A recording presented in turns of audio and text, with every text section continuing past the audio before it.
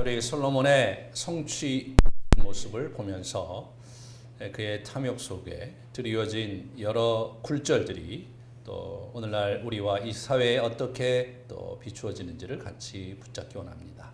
하나님께서 또 이 말씀 속에서 우리에게 주시고자 하는 귀한 은총을 또 가르침을 우리가 잘 깨닫게 해 주시옵소서. 예수님의 이름으로 기도합니다. 아멘. 성전 건축 7년 만에 마치고 이제 8년 차 때 아주 거대한 봉헌식을 했습니다. 그리고 백성들이 아주 기쁨으로 화답하고 하나님의 큰 은총이 있었습니다. 그리고 이제 9장으로 넘어오면서 이제 이야기가 좀 다른 형태로 이제 진행이 되는 걸 보게 돼요. 1절과 10절이 양괄로 되어 있습니다. 1절과 10절의 내용이 뭐냐면 성전과 그의 궁전을 지었다. 그러니 성전과 궁전을 지었다. 그리고 이제 10절에도 20년 만에 성전과 궁전을 완성했다. 그렇게 나옵니다. 그러니까 이분이 그 20여 년 동안 자기가 집권해서 20년 동안 성전을 짓고 그리고 궁전을 지었습니다. 그러나 그 20년 동안 궁전만 지은 게 아니라 10절서부터 이제 마지막 절까지 보면 그 제국 전체에 여러 그 토목공사들 하고 여러 주요 요충지를 확보하고 그리고 통치 기반을 다지는 일에 자그마치 20년을 썼습니다. 그런데 오늘 그 본문에 보면 하나님께서 두 번째 우리 이 솔로몬에게 나타나신 장면을 이제 보게 되죠. 첫 번째는 이제 예전에 이제 기본에 이제 산당에 가서 자기가 이제 통치를 하게 됐는데 이제 하나님께 나아가서 이제 일천 번제를 드렸을 때 하나님이 기쁘셔서 네가 내게 무엇을 원하느냐 그랬을 때 이제 솔로몬이 지혜를 구함으로써 하나님의 축복과 여러 그 영광과 부와 그런 명예뿐 아니라 이제 지혜도 같이 덤으로 주는 그런 놀라운 축복을 받았던 것을 우리가 기억합니다. 그런데 20여 년이 지난 오늘 하나님께서 나타나셔 하신 말씀은 좀 가시가 돋쳐 있어요. 가시가. 그래서 우리가 이제 잘 이 말씀을 우리가 이렇게 좀 이렇게 경청하면서 하나님께서 왜 어조가 그렇게 바뀌셨는지를 우리가 좀 같이 보려고 합니다. 보시면 솔로몬이 이제 마치면서 여호와의 전에 이제 2절에 보시면 있잖아요. 그리고 나서 3절에 여호와께서 말씀하십니다. 내 기도와 내가 내 앞에서 간구한 바를 내가 들었으므로 나는 내게 건축한 이 성전을 거룩하게 구별하여 내 이름을 영원히 그곳에 두며 내 눈길과 내 마음이 항상 거기에 있겠다.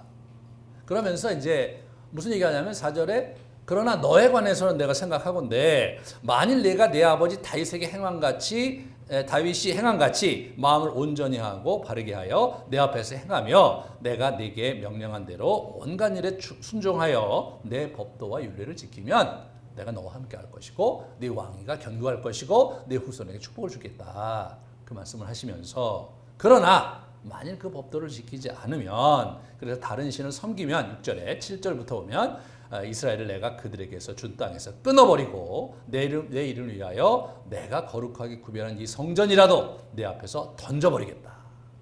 던져버리겠다. 그리고 많은 이웃 나라가 이스라엘을 비아냥거리게 만들겠다. 이렇게 얘기를 하시는 거죠. 첫 번째 하나님께서 나타나셔서 하신 하나님의 마음과 20년 후에 우리 그 솔로몬에게 나타나셔 하신 그 마음이 빛깔이 완전히 달라 있어요. 이게 날이 서 있어요. 날이 서 있어요.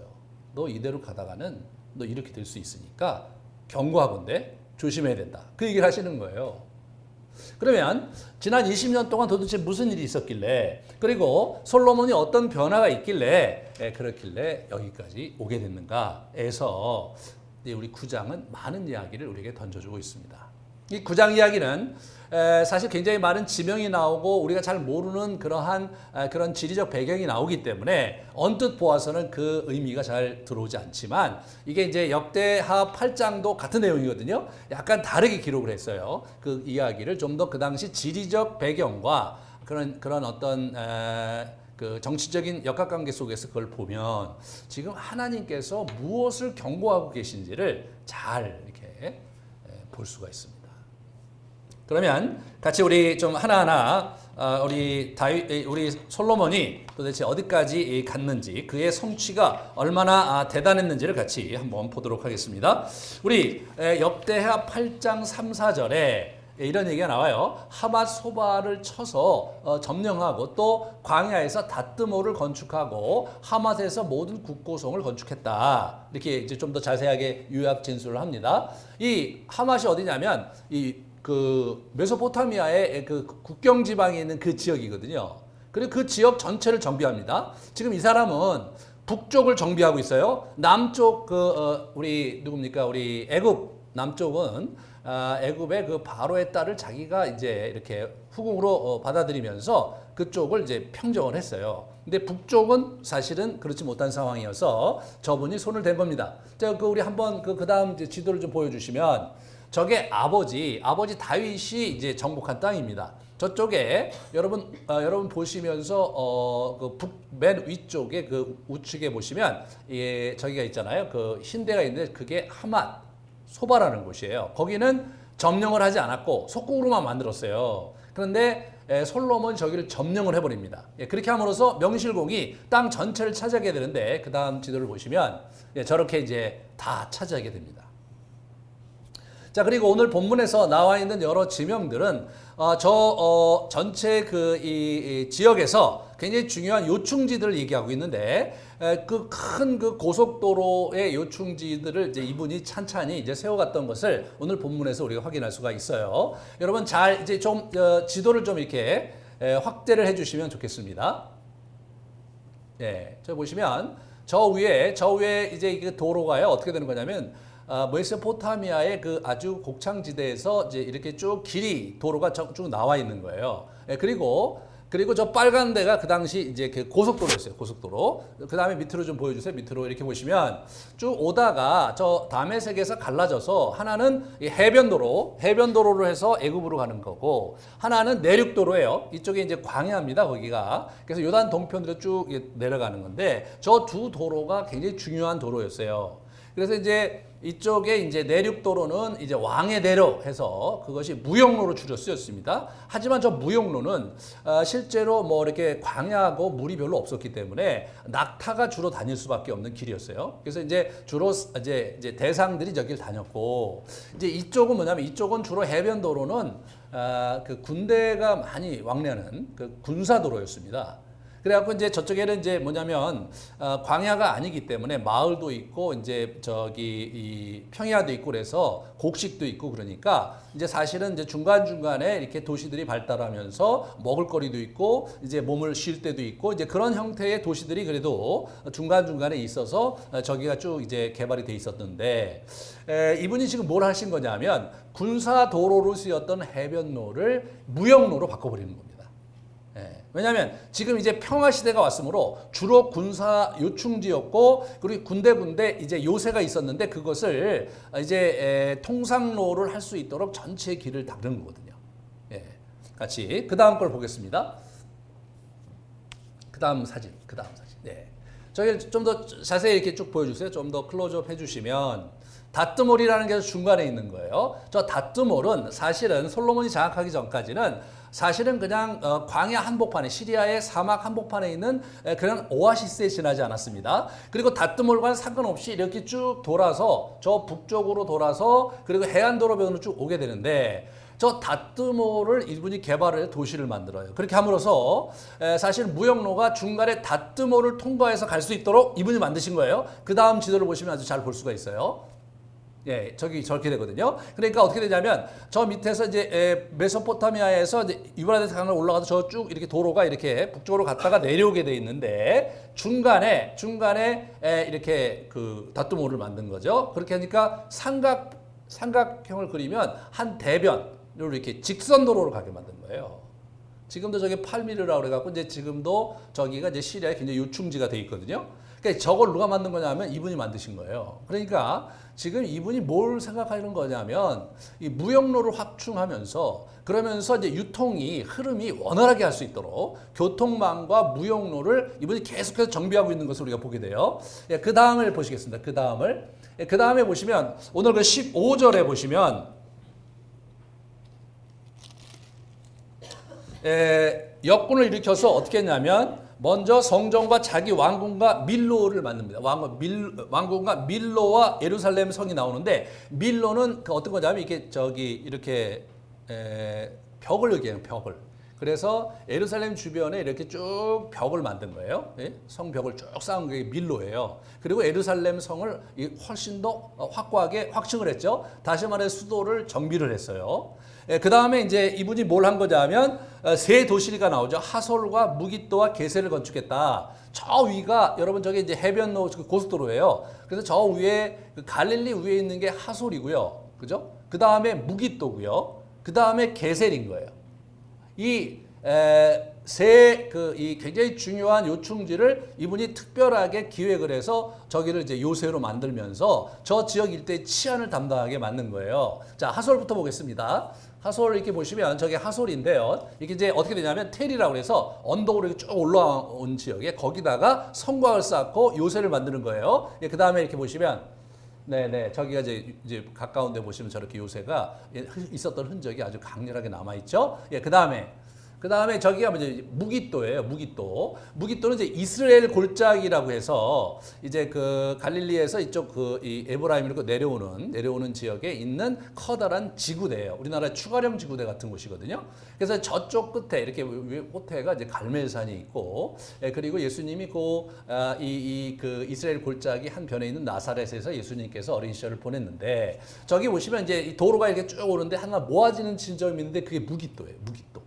저 무깃도는 이쪽에 다 평야이기 때문에 거기다가 뭐 그렇게 높은 지역은 아니지만 좀 높은 데 이렇게 있어서 거기서 이제 요새를 만들면 저 일대 전체를 보게 되는 거예요. 그러니까 고대 전쟁에서 사실은 육안으로 확인하는 게 그 당시로 유일한 정보 수집이었으니까 높은 데 망대를 설치하거나 요새를 설치하면서 전체를 이제 통제하는 그런 형태로 이제 군사 작전을 폈는데 무깃도가 바로 그곳입니다. 무깃도가 이제 우리 그 게시로에 가면 아마겟돈으로 발음되는 거예요. 저게 헬라어로 아마겟돈으로 발음되는 거예요. 그래서 저기를 이제 누굽니까? 우리 나폴레옹이 전쟁을 하셔서 저기 가서 저 평원에서 나폴레옹이 그 사람이 이제 군사 전략가잖아요. 야, 여기는 한 2억 명의 군대가 주둔할 만한 곳이다. 그런 얘기를 이제 그 사람이 했다고 그래요. 그래서 이제 우리 요한계시록에 의하면 마지막 인류의 전쟁이 저 아마겟돈에서 일어날 것이다가 저 이스라엘 골짜기를 얘기하는 것인데 실제로 저기를 지칭하는 것인지 또 상징적인 장소인지는 불확실하지만 아무튼 그런 얘기가 있을 정도로 대단한 요충지, 그게 바로 무깃도 아마겟돈입니다. 예? 이분이 그걸 만드는 거예요. 솔로몬이. 그러니까 솔로몬이 사실은 이제 솔로몬 시대 이후에 이제 열왕기서라든가 이제 신약까지 넘어오는 그 전체의 그런 흐름 속에서 주요 요충지와 요새와 도시들을 이 사람이 구축한 것을 계속해서 그 시스템을 사용하고 있는 것을 이제 우리가 볼 수가 있어요. 그 다음에 쭉 밑으로 내려오시면 저기는 이제 무깃도의 이제 고고학적 발굴을 했던 곳이고요. 그 다음에 이렇게 보시면 저기 게셀이라는 곳이 있는 거예요. 게셀. 자, 게셀은요. 게셀은 우리가 잘 이렇게 모를 수 있는데 저 게셀을 오늘 본문에 보면 우리 이 바로가 우리 솔로몬에게 복속하는 과정에서 이제 저 게셀을 자기가 점령을 해서 그거를 우리 솔로몬에게 바치면서 그러면서 이제 자기 딸을 이제 갖다 바치는 그 장면이 이게 게셀인 거예요. 자, 게셀이 왜 중요하냐면 이쪽에 이제 저 도로 자체가 이제 해안 도로잖아요. 근데 이쪽에 뭐냐면 이 산지로 이렇게 동쪽으로 산지로 가게 되는 데 있어서 예루살렘으로 이렇게 가는 교통의 교두보인 거예요. 네? 저게 쭉 여리고로 가는 길변에 있는데 여리고 바로 밑에 지금 우리 예루살렘이 있거든요. 이게 굉장히 중요한 요충지인데 저기다가도 이 사람이 이제 커다란 이제 요새를 쌓습니다. 그 다음에 이렇게 보시면 고고학적 저렇게 돼 있고요. 그 다음에 그 다음 걸 보여주시면 저 사진은 잘못된 것 같아요. 저거예요. 저것이 이제 상상도로 그린 거예요. 저게 이제 게셀의 이제 요새예요. 그러니까 저런 거를 누가 만든 거냐면 우리 솔로몬이 저런 걸 만든 거예요. 하솔, 그 다음에 무깃도, 그리고 게셀에 이 사람이 전략적인 요새를 만들어서 그 지역의 평화와 그리고 치안을 유지한 거, 그걸 우리가 볼 수가 있죠. 근데 저기에 대한 특별히 재미난 발굴이 있었어요. 한번 어떻게 보세요. 이게 이제 뭐냐면 달력이래, 달력. 그래서 농사 달력 언제 씨를 뿌리고 뭐 언제 뭐 어떻게 하고 저장을 하고 이런 달력이 저기 이제 거기서 출토가 된 거예요. 예, 그래서 상당히 이제 그 지역이 평야지대이기 때문에 아마 굉장히 좀 이렇게 농사도 많이 짓고 뭐 그랬던 것이 아닌가 이렇게 추측을 할 수 있고 두 번째로 또 중요한 것이 저 우물이에요. 지하 우물이 저기 이제 이렇게 굉장히 깊은 곳에 이제 이렇게 지하로 들어가서 굴 파고 들어가갖고 이제 저걸 쓰도록 만든 거죠. 예, 그 다음에 이렇게 보시면 예, 저렇게 이제 최근에 이제 그 미국 사람들이 저걸 가서 이제 그걸 발굴하러 내려간 그 사진이에요. 예, 그 다음에 네, 그래서 저 안에 가면 저런 커다란 이제 우물이 있었던 것이 이제 확인이 이제 됐습니다. 그렇게 함으로써 저게 이제 그 겉에 지금 남아 있는 유적인데 그런 부분에 저기가 이제 이렇게 굉장히 그 유충지예요. 이게요. 이제 그 설명을 한 걸 보니까 양 옆에 이렇게 뭔가 모르는 구조물이 있었던 거죠. 그 흔적이죠. 저 가운데 줄이 쭉 있잖아요. 그 가운데로만 지나갈 수 있게 돼 있었대요. 그러니까 철저하게 통제한 거예요. 저 가운데로 지나서 산으로 올라가면서 예루살렘으로 가는 길목에 저런 그 굉장히 중요한 요새를 만들어 놓고 그걸 통제를 한 겁니다. 예, 그것이 우리 솔로몬이 했던 작업이거든요. 예, 그 다음에 그러니까 이제 이 해안도로 그러니까 군사도로를 통상로로 이 사람이 만들었죠. 예, 그 다음에 보세요. 그 다음에 뭘 했냐면 이게 이제 거기에 지금 남아있는 그 신전들이 이제 후대에 생긴 건데 그 남아있는 흔적이고요. 그 다음에 이렇게 보시면 그 다음 걸 보여주세요. 네. 자, 그 다음에 무슨 작업을 한 거냐면 오늘 본문에 보시면 바알랏이 이제 18절에 바알랏 나오거든요. 예, 그리고 베토론이 이제 17절에도 베토론 이게 나오는데 바알랏과 베토론은 어떤 거냐면 점이 좀 이렇게 클로즈업 해주실래요? 클로즈업. 예, 저 바알랏 게셀, 그죠? 게젤로 돼 있죠. 베토론 영어로 돼서 죄송한데 제가 저 할 줄 몰라갖고 저걸 한글로 다 바꿔야 되는데 제가 못해서 저걸 그대로 그냥 씁니다. 그래서 이게 이제 어떻게 되냐면 이게 게셀과 바알랏 이렇게 하면서 쭉 이제 이렇게 예루살렘으로 오게 돼 있는 거예요. 무슨 얘기냐? 수도권의 중요한 거점 도시를 만든 거예요, 이 사람이요. 그러니까 이쪽에 이제 예루살렘이 있고 거점 도시를 이렇게 만든 거죠. 지금 그 얘기를 지금 기술하고 있는 거예요. 그러니까 그 다음에 이제 마지막으로 뭘 하는 거냐면 맨 마지막에 우리 이제 28절서부터 7절서 28절 그 다음 걸 좀 보여주실래요? 그 다음 걸 보여주시면 그 다음에 이렇게 보여주세요. 예, 저 좀 클로즈업 해주시면 여기 보시면 에돔 땅 밑에 에시온 게벨의 배들을 이제 이 사람이 제작을 하는데 더 밑으로 예, 에시온 게벨이 저 엘라시라는 항구인데 저 항구 도시를 이 사람이 이제 이걸 개보수를 해서 저 사람이 거기다가 선단을 만들거든요. 선단을 만들 때 누구가 도와주냐면 두로왕 그 히람이 도와줘요. 자기들 선단을 했던 사람들 데려다가 그걸 하는 거예요. 이게 무슨 얘기냐? 나중에 보면 이제 예루살렘 건설을 하고 그 다음에 이제 레바논에 건설했던 얘기가 이제 나와요. 그러니까 그 당시에 이제 히람 왕은 어떤 사람이냐면 페니키아 사람이에요. 그러니까 이게 이제 이분은 해양 문명의 소유자이고 그래서 그 당시 이제 그 지중해 제해권을 갖고 있었어요. 페니키아가 사실 굉장히 유명한 그러한 그 당시에는 고대 그래서 거기하고 나중에 북아프리카의 카르타고 그리고 저쪽 어디입니까? 저 이탈리아 남부분에 시실리아 뭐 이런 데를 사실은 저 친구들이 다 이렇게 제해권을 갖고 있었다는 거예요. 그러니까 이제 우리 그 다윗이 그 히람 왕과 손을 잡았다는 것은 다윗은 사실은 해양 세력에는 별로 관심이 없었던 거고 이 사람은 육지에 대한 관심이 있었고 사실 성경에도 신명기에 보면 지중해를 주겠다 이런 얘기는 안 나오잖아요.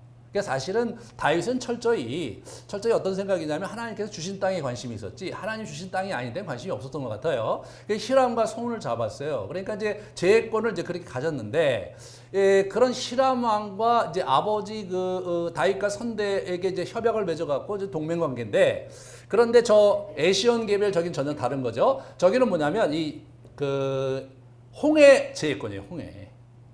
그래서 이제 홍해 제해권을 그 당시 누가 갖고 있었느냐? 시바 여왕이 이제 갖고 있었던 거예요. 그래서 이제 그 다음 장에 보면 10장에 보면 다음 주에 얘기할 건데 시바 여왕이 이제 올라오게 됩니다. 이 제해권을 갖게 되는 거거든요. 저 엘라시라는 곳이 어떤 곳이냐면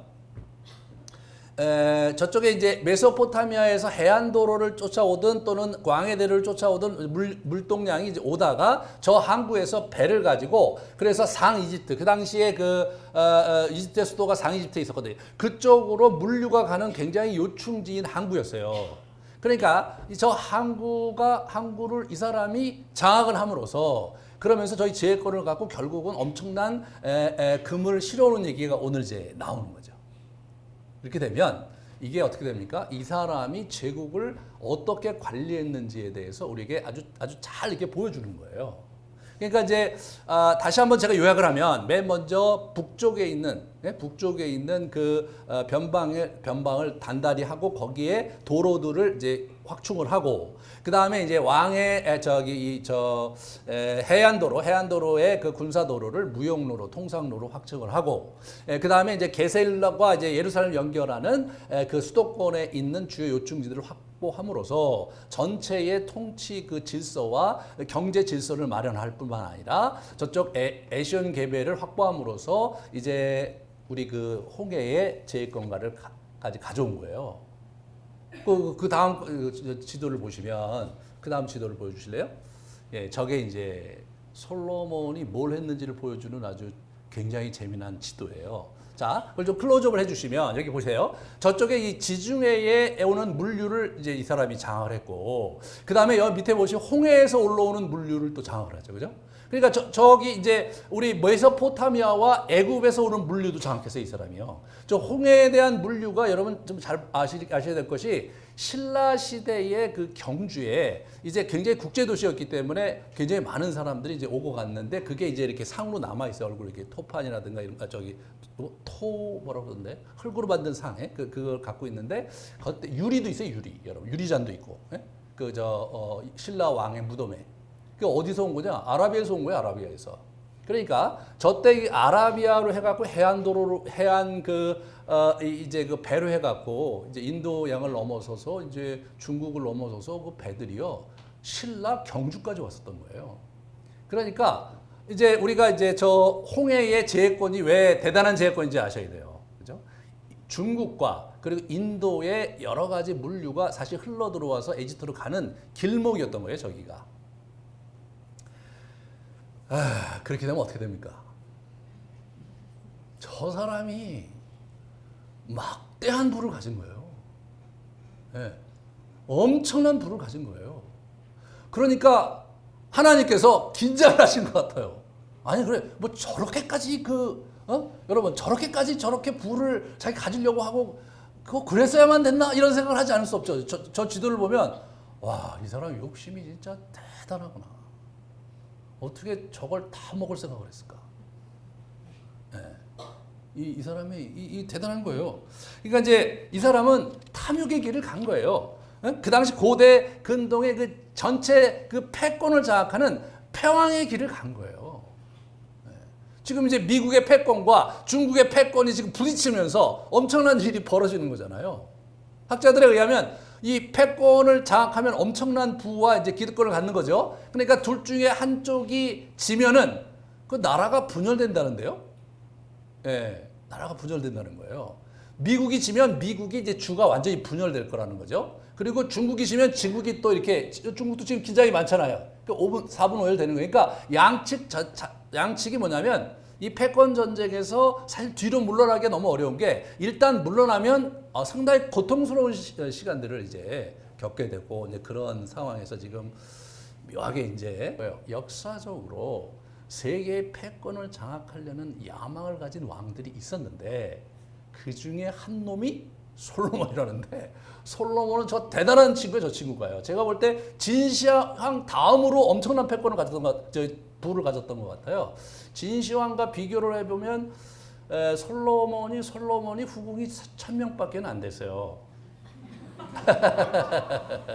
근데 진시황은요 아방궁이 있어요. 아방궁이. 그래서 몇 군데 그 아방궁을 만들어놨는데 그 도시 아방궁인데 아방궁이 뭐예요? 아방궁에 자기 후궁을 1000명씩 했거든요. 이 아방궁이 1000명, 저 아방궁이 1000명. 그래서 이렇게 돌아다니면서 그래서 이제 주지육림이라고 아세요? 그런 거 여러분 아시는 분 아실 텐데 이렇게 커다란 못에 이 술을 그 못에 그 연못에 가득해 놓고 배를 타고 말이에요. 그리고 이제 그 연못 주변에 이제 쭉 이제 천여 명의 후궁을 거기다 이제 이렇게 도열해 놓고 이렇게 배를 저으면서 술을 이렇게 연못에서 떠서 먹으면서 그게 주지육림이거든요. 술주자에 못지자 육림 거기 쭉 이제 후궁이 있는 게 주지육림. 그래서 아주 엄청난 삶을 살다가 이제 그 친구 결국 죽었는데 어리석어요.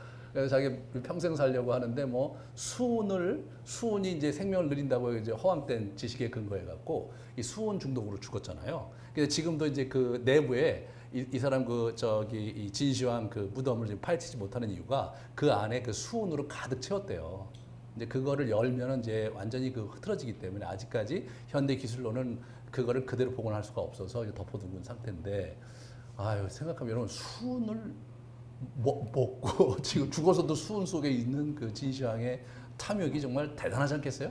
그러니까 이게 저 이제 그 우리 솔로몬이 어떤 사람인가를 보여주는 솔로몬이 이제 탐욕의 대왕, 그래 탐욕 대왕의 탐욕 대왕 이게 예? 저 정도 되면 탐욕 저 정도까지 모을 필요가 뭐 있었겠어요, 여러분? 근데 그냥 지나쳐요, 지나쳐. 그냥 모든 걸 다 이 사람이 해보려고 한 거죠. 자 보시면. 이 사람이 저렇게 탐욕이 그러니까 제가 성취의 그 얼룩이라고 제가 4장 설교할 때 성취의 얼룩이에요. 오늘은 성취의 그늘이에요. 그래서 다다음 주에 어떻게 됩니까? 성취의 완전히 그냥 검은 먹구름이 이 사람을 완전히 압도하는 겁니다. 이 탐욕이 그늘에 있다가 얼룩으로 있다가 그늘이 지고 그 다음에 완전히 먹어버립니다. 그러면서 인생이 송두리째 아작이 나는 인생 그게 바로 우리 솔로몬이거든요. 자. 솔로몬의 내면 여정을 우리가 좀 엿볼 수 있는 몇 가지 흔적들이 있어요. 그래서 좀 역대하와 그리고 전도서에서 좀 이렇게 추적을 해보면요. 이 사람이 도대체 왜 그랬냐? 처음부터 그런 건 아니었던 거예요. 역대하 8장 11절에 보면 바로의 딸 얘기가 나와요. 바로의 딸을 데리고 다윗성으로부터 그를 위하여 건축한 왕궁에 이르러 이르되 내 아내가 이스라엘 왕 다윗 왕에 살지 못하리니 이는 여호와의 궤가 이른 곳에 다 거룩하다. 그러니까 여러분 그를 위하여 영어로 보면 이제 for her예요. 그러니까 우리 바로의 딸을 위한 궁을 따로 지었어요. 다윗궁에 못 살게. 왜냐하면 다윗궁은 여호와의 궤가 있던 곳이고 하나님의 인재가 있는 곳이기 때문에 이방 애굽의 나라에 있는 후궁이 들어올 수 없다고 생각한 거예요. 그래서 따로 궁을 지은 거예요. 그러니까 저 때만 해도 어떻게 됩니까? 이 사람이 정신이 있었던 거예요. 정신 차리고 있었던 거예요. 그 다음에 두 번째로는 뭐냐면 이 사람이 이제 그 규례를 철저히 지켜요. 역대하 8장 12절을 보시면 모세 명령을 따라 매일의 일과대로 안식일과 초하루와 정한절기 곧 1년의 3절기 무교절과 칠칠절과 초막절을 드린 거예요. 그러니까 이분이 그래도 아주 모세의 법에 충실하려고 애썼던 흔적을 우리 에스라가 기록을 하고 있어요. 열왕기는 에레미야가 기록을 했잖아요.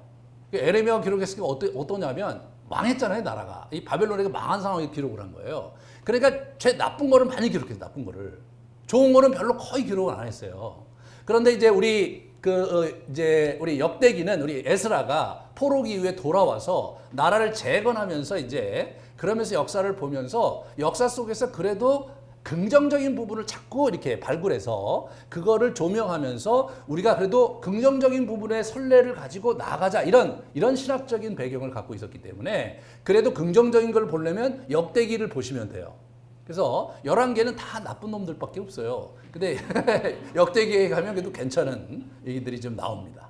가령 예를 들어서 솔로몬이 후궁이 1000명 있었다는 얘기 역대기 기록 안 해요.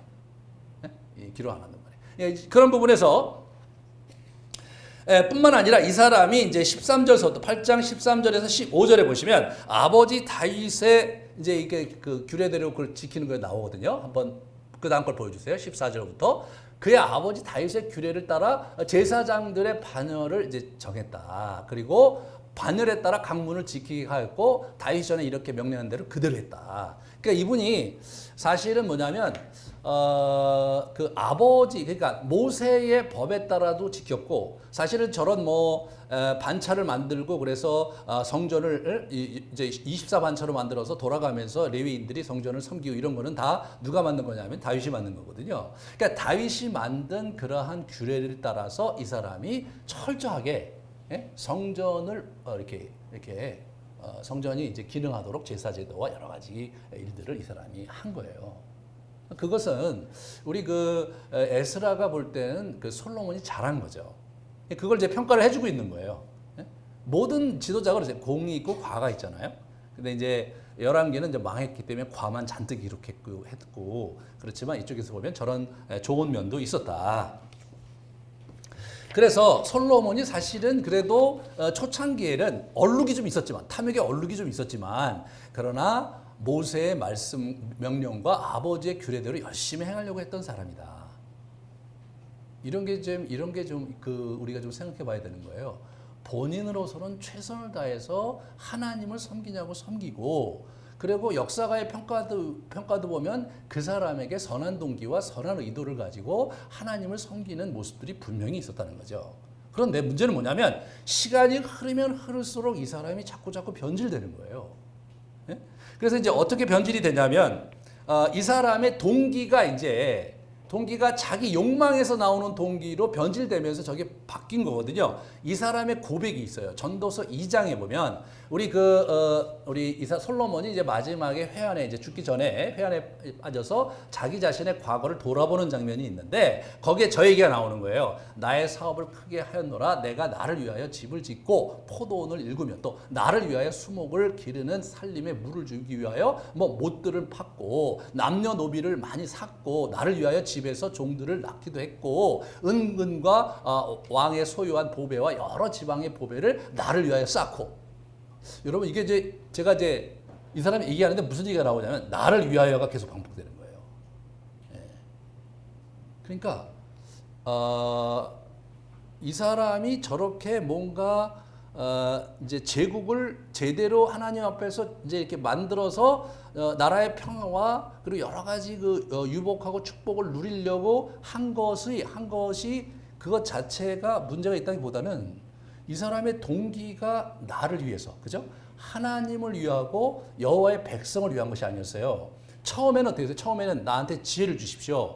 당신께서 주신 당신의 백성을 치리하는데 내가 지혜가 부족합니다. 그렇게 하면서 하나님의 백성을 위하고 하나님을 위한 것을 구한 사람이 이 사람이요.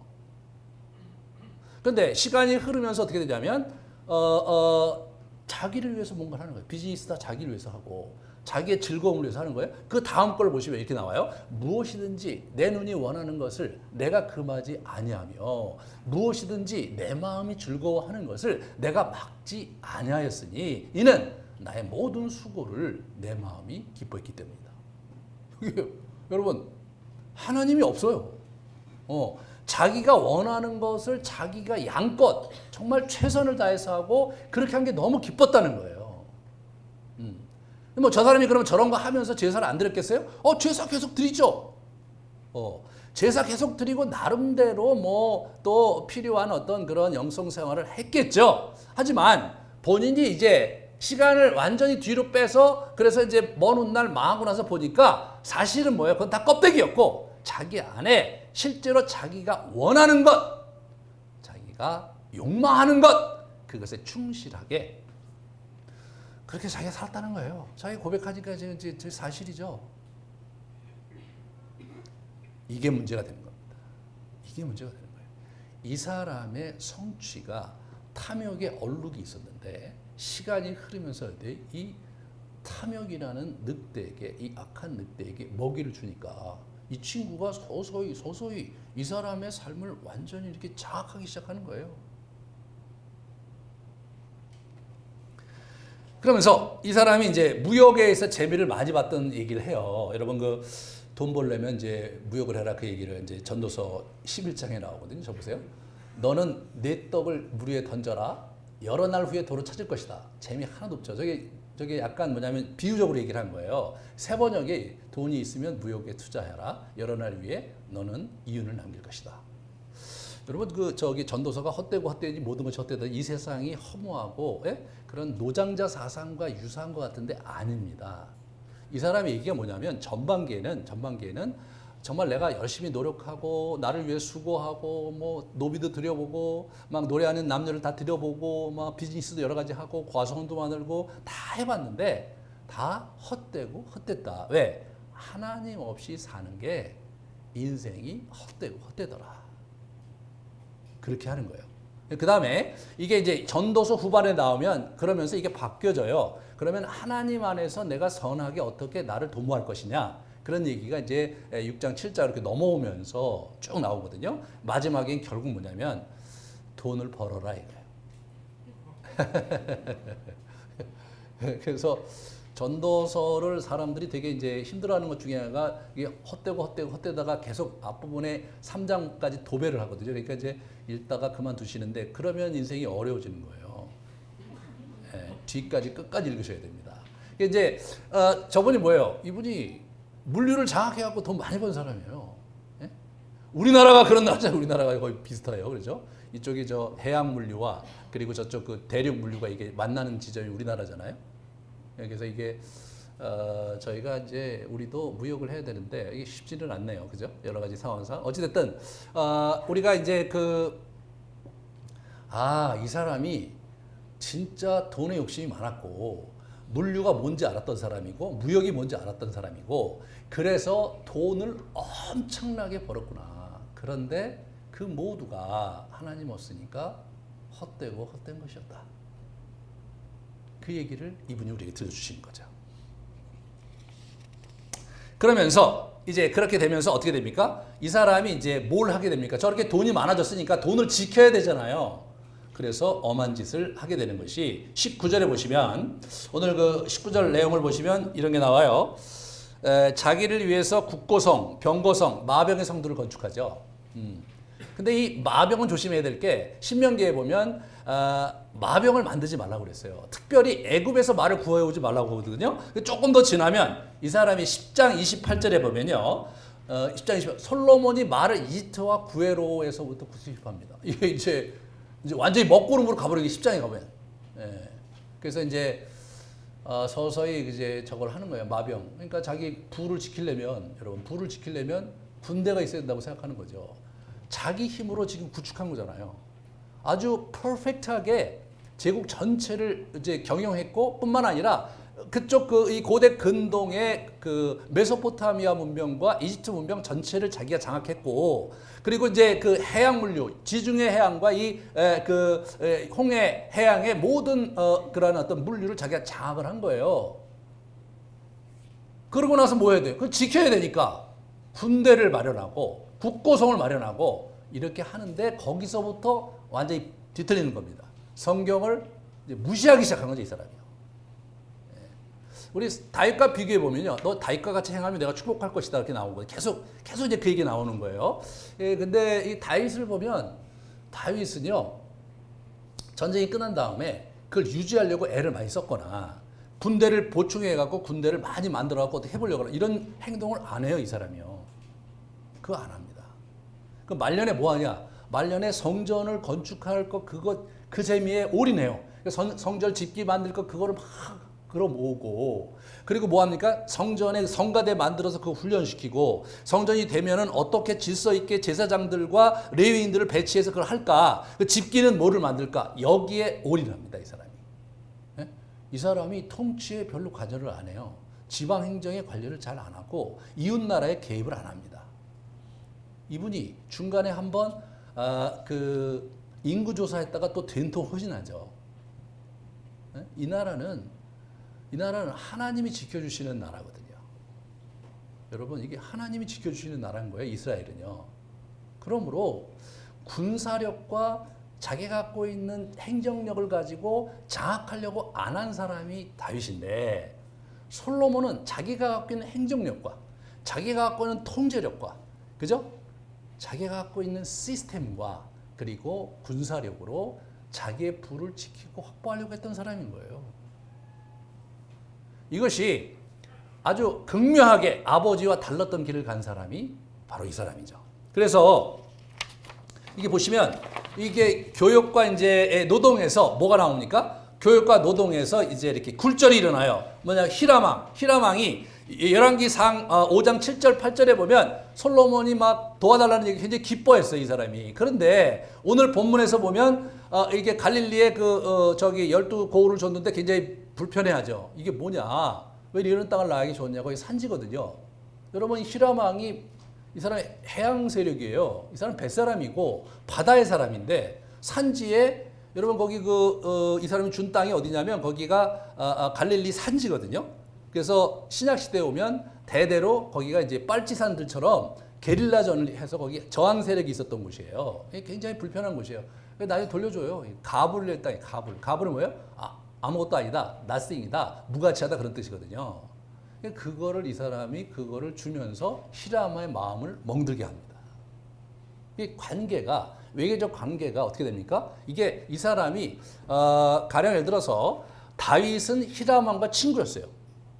그러니까 히람왕이 다윗이 원하는 걸 들어준 거예요. 근데 솔로몬은 히람과 친구가 아니에요. 상하관계, 그죠? 그렇게 된 거예요. 그래서 시진핑이 저희 나라를 그렇게 상하관계로 하고 있잖아요, 지금. 고약한 놈이죠. 그러니까 이제 아주 뭐 역사적으로 중국은 계속해서 이웃 나라들을 자기 밑으로 두고 우리가 동이족입니다. 우리가 왜 동이가 동쪽에 있는 오랑캐 그게 조선이고 그게 우리나라 동쪽에 있는 오랑캐거든요. 그러니까 그렇게 생각하면서 자기들이 이제 중화 중심에 있고 나머지 전체가 이제 밑으로 보고 그래서 아래로 내려다보면서 이제 그 외교를 계속 해왔는데 지금 솔로몬이 그 짓을 하고 있는 거예요. 이게 참 우리 생각을 해봐야죠. 그 다음에 이 원주민 5부족을 노예화시켜요. 오늘 본문에 그 엄청난 토목공사를 하는데 사람이 필요하잖아요. 그래서 이제 그들을 노예화시키는 걸 보게 돼요. 20절을 보시면 이스라엘 자손이 아닌 아모리 그리고 헷, 브리스, 히위, 여부스 이런 5부족을 노예화시켜갖고 노력동을 합니다. 그리고 550명의 감역자를 써서 그들을 감시하게 해요. 근데 이 노예화한 것이요. 워낙은 6부족이었잖아요. 이스라엘 6부족인데 여기 5부족 외에 가나안 족속이 있었어요. 근데 가나안 족속은 자꾸자꾸 괴멸됐고 게셀이라는 곳이 가나안 족속의 그 땅이었는데 거기를 완전히 마지막으로 이제 이렇게 우리 이제 초토화시키면서 이 사람들은 완전히 흩어지고 더 이상 민족적인 어떤 정체성을 갖지 못한 채 흩어진 것 같아요. 나머지 5부족이 살아 있었는데 그 5부족을 노예화시키는데 솔로몬 때 끝난 것이 아니라 여기 오늘 본문에 보면 오늘날까지 다시 말해서 바벨론에게 망할 때까지 그들을 계속해서 억압과 착취구조 속에서 그들을 지배하는 그런 시스템을 만든 사람이 솔로몬인 거예요. 굉장히 사실은 좀 문제가 있는 비윤리적인 그런 것이거든요. 그래서 솔로몬이 처음에는 보면은 이제 한 달 일하고 2달 쉬고 이런 어떤 리듬이 있었는데 나중에 이제 그런 것도 없어지고 엄청난 억압과 착취 속에 제국을 신음하게 만든 그 사람이 바로 이 솔로몬입니다. 그러면서 이제 완전히 이제 무너져 간 거죠. 그렇습니다. 자, 우리가 이제 생각을 좀 이제 많이 해봐야 되는 거예요, 이게. 그래서 이게 조심해야 되는 게 많죠. 그러니까 다윗 시대의 긴장은 체계가 안 잡혀 있고 시스템이 안 잡혀 있으니까 여러 가지 어려움이 있는 거죠. 그래서 우리 압살롬의 난이 일어난 것이 어떤 거냐면 재판이 제대로 이루어지지 않고 행정이 공평하게 일어나지 않아서 그러한 백성들이 갖고 있는 불만을 우리 압살롬이 잘 활용해서 자기의 세력화하고 그리고 아버지를 대항하는 정치 세력으로 만들었던 겁니다. 그런 걸로 봐서 우리 다윗이 내치에 그렇게 썩 잘한 사람이 아니었어요. 근데 다윗 자체가 이 하나님이 주신 왕국을 잘 체계적으로 그걸 할 생각이 없었던 것처럼 느껴져요. 그런데 솔로몬은 그것을 체계화시키고 극대화시켜서 뭐냐면 굉장히 효율적인 구조를 만들었는데 성공적이었어요. 그런데 결국 그것이 그의 발목을 잡고 그의 인생을 망가뜨리게 되는 겁니다. 이걸 대한민국이라는 나라에 대입하면 안 돼요. 왜냐하면 대한민국이라는 나라는 세속사회이기 때문에 하나님의 언약 백성하고 전혀 다른 거거든요. 그러니까 구약에 있는 이 이스라엘 백성은 오늘날 한국 교회와 1대1 대응되는 겁니다. 그러면 한국 교회를 바라보면서 저걸 보여야 되는 거죠. 한국 교회가 우리가 이렇게 보면 체계를 잡고 그리고 이게 시스템을 잘 구축하고 사람들을 잘 전략적으로 배치하면서 훈련을 시키고 그러면서 잘 모금 운동을 해갖고 커다란 교회를 만들고 대단한 시스템을 구축했는데 그 시스템이 전 세계에서 알아주는 시스템이 이제 구축이 된 거예요. 그렇습니다, 여러분. 그래서 이미 그 2000년 초기에 전 세계 24대 큰 교회 중에 7교회인가가 저희 한국에 있었어요. 그 이제 학계에서 이제 발표가 됐는데, 그만큼 한국 교회가 그 시스템에 있어서는 지난 2000년 교회 역사 속에서 대단했고, 그리고 여러분 미국 교회가 우리보다 훨씬 큰데 미국보다 더 많은 선교사를 배출하고 보낼 만큼 대단한 효과를 거둔 것이 사실 저희 나라죠. 어떤 면에서 솔로몬 이후에 최고의 시스템을 구축한 언약 공동체가 있다면 저희 나라일 수도 있겠다는 생각이 들어요. 그런데 여러분, 우리가 그렇게 대단한 성취를 이루었는데 1990년대 들어서부터 지난 30년 동안 저희가 계속해서 퇴조하고 있다는 사실은 매우 의미심장합니다. 매우 의미심장한 거예요. 누가 잘하고 못하고를 떠나서 이게 근본적으로 교회를 바라보는 시각과 문제를 해결하는 시각 자체가 이게 바뀌어져야 되는 거예요. 바뀌어져야 되는 겁니다. 이런 부분에서 이제 우리가 좀 생각을 해볼 필요가 있는 거죠. 그래서 이제 그 교회 성장학파가 이제 플러신학교에서 되면서 저희 나라가 그 80년대 그 교회 성장학파 이론을 받아들여서 교회를 이제 키우는데 무진애를 썼고 성공을 했어요. 근데 이 교회 성장학파가 한 것이 뭐냐면 경영학 원리를 교회 조직 원리에 대입하면서 그게 들어왔기 때문에 사실 굉장히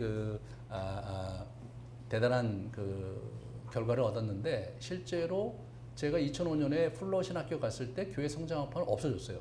왜냐하면 한국에 실험을 해봤는데 결과가 안 좋다고 해서 자기들은 없앴어요. 그때 제가 되게 충격을 받았어요. 제가 이거 봐라 이거 아니 그 많은 시스템 이거 했는데 이미 미국 교회는 그거가 안 좋다고 다 버리고 교회 성장학파에 있었던 교수들 다 흩어지고 아예 그 디파트먼트가 없어졌거든요. 제가 찾아가서 제가 배우려고 갔다가 굉장히 저한테 굉장히 충격이었고 그래서 그때부터 야 이거 교회 성장학파가 갖고 있는 패러다임을 버려야 되는 거구나. 그러면 어떻게 해야 되느냐? 그게 이제 제가 그때부터 이제 고민하면서 여기까지 이제 온 겁니다. 잘 봐야 되는 거예요. 그러니까 체계가 잡힌다는 것은 훨씬 더 조직이 효과적으로 굴러가면서 좀 더 효율적으로 공동체가 성장한다는 그런 어떤 또 만족감을 우리가 가져올 수 있다는 장점이 있는데, 근데 그것이 그렇게 되는 과정에서 우리가 놓치기 쉬운 건 뭐냐면 하나님을 진정으로 신뢰하고 의뢰하는 마음. 우리를 지켜주는 것이 시스템이 아니고 사람이 아니고 하나님이라는 이러한 순수한 신앙을 놓칠 수가 있다는 겁니다. 이것이 솔로몬의 이야기 속에 아주 잘 드러나고 있는 거예요. 저희 교회가 10년이 지났는데 아직까지 체계가 안 잡혔습니다. 왜? 체계를 안 잡은 거예요. 네? 안 잡은 겁니다. 그러니까 그런 면에서 이제 좀 더 천천히 체계를 잡아야 된다. 그래야 순수성이 유지될 수 있다. 그런 생각을 제가 많이 하게 된 것은 저 나름대로 그러한 통찰이 있었기 때문에 그렇게 한 겁니다.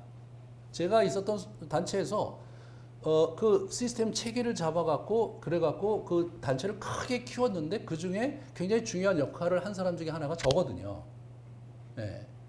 그래서 그런 부분에서 그거를 크게 세우고 많이 이제 놀라운 성취를 이루었죠. 그런데 체계가 잡히는 순간부터 제가 느끼기에는 개인적으로 느끼는 거죠. 느끼기에는 뭔가 놓치는 게 있다. 뭔가 순수한 열정과 하나님에 대한 간절한 갈망 이런 것들이 점점점 시스템으로 자꾸 희석되고 있다는 것을 많이 느꼈습니다. 그리고 퇴조하고 있는 거죠. 저희 교회는 아직도 젊어요. 아니 젊은 게 아니라 어떻게 보면 시작도 안 한 것 같은 느낌이 들어요. 왜냐하면 아직 장로도 안 세우고 이번에 이제 세우려고 하는 거죠. 예, 장로도 안 세우고 체계가 별로 없고 소그룹이 어떻게 진행되는지 잘 알지를 못하고 여러분 자신이 교회가 그래도 저기 새가족반에서 좀 배우고 나면 이제 어떻게 될 것 같은데 막상 들어오면 좀 이상하고 이제 그런 일들이 이제 여러분이 이제 고통을 많이 저하게 호소를 합니다. 예, 하지만 제가 갖고 있는 긴장은 그런 거예요. 체계를 잡는 것은 어려운 일이 아니다. 예. 그런데 어떻게 건강한 정신을 담은 시스템을 만들 수 있느냐. 그게 더 중요한 것이다.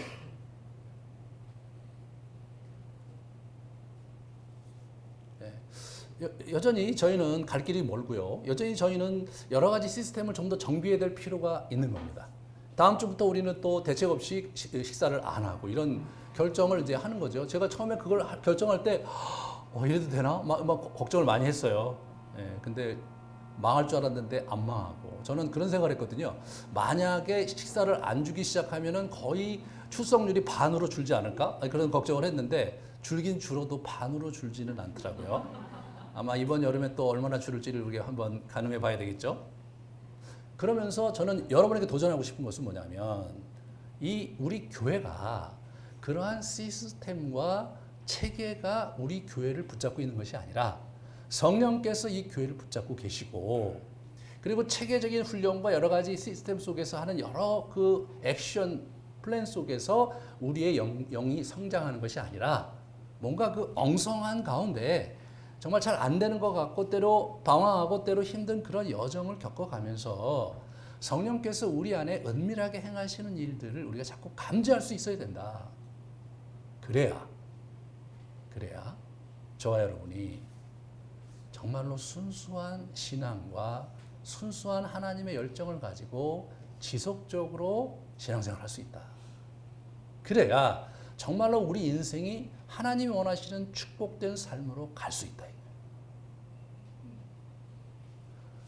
앞으로도 그 긴장은 우리에게 계속 있을 거지만 우리 그 긴장 틈바구니 속에서 내 안에 정말 여전히 순수한 갈망이 있는가? 나의 동기가 하나님 자신에게 있는가? 하나님을 사랑하는 데 있는가? 아니면 다른 어떤 것이 나의 삶의 동기에 들어와 있는가? 이런 부분들을 우리가 진지하게 성찰하면서 우리의 여정을 갔으면 좋겠고요. 이 여름에 또 여러분이 더위로 이렇게 나태해져서 기도 생활도 안 하고 예배도 잘 참석 안 하고 그러면서 헤매지 마시고 그럴수록 더 깨어서 기도하시면서 열심히 예배에 참석하시면서 하나님께 나아가는 복된 여러분 되시기를 주님의 이름으로 축원합니다. 같이 우리 기도하시겠습니다.